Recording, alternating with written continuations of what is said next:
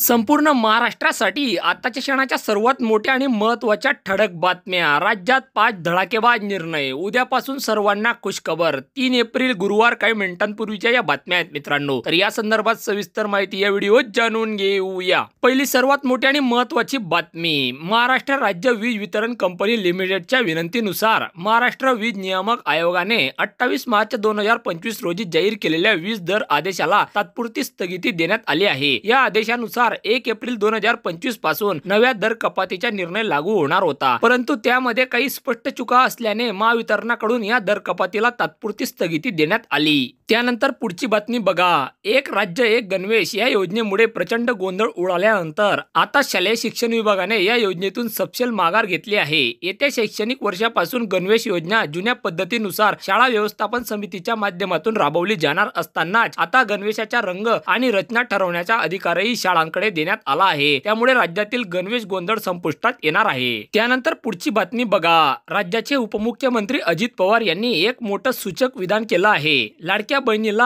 आपण 1500 रुपये देतोय, पण परिस्थिती सुधारली की त्यात पुढील विचार करणार, असं अजितदादा म्हणाले। पण ती वेळ नेमकी कधी येणार आणि महिलांना 2100 रुपये नेमके कधी मिळणार हे मात्र त्यांनी स्पष्ट सांगितलेलं नसून ते अद्याप गुलदस्त्यातच आहे। बीडमधील कार्यक्रमात ते बोलत होते। त्यानंतर पुढील बातमी बघा, अखेर शेतकऱ्यांची प्रतीक्षा संपली असून कालपासून नमो शेतकरी महासन्मान निधी योजनेच्या 6व्या हप्त्याचे वितरण सुरू करण्यात आले आहे। अनेक शेतकऱ्यांच्या खात्यावर 2 एप्रिल सकाळपासून 6वा हप्ता आल्याचा मेसेज देखील येत आहे, तर काही शेतकऱ्यांना मागील थकलेल्या हप्त्याचा निधी देखील प्राप्त होत असल्याचे निदर्शनास येत आहे। त्यानंतर पुढील बातमी बघा, हवामान विभागाने दिलेल्या इशाऱ्यानुसार आज मध्य महाराष्ट्र, मराठवाडा आणि विदर्भात वादळी पाऊस आणि गारपिटीची शक्यता आहे। हवामान विभागाकडून ऑरेंज अलर्ट जारी करण्यात आला आहे, तर उर्वरित भागामध्ये हवामान विभागाकडून येलो अलर्ट देण्यात आला आहे।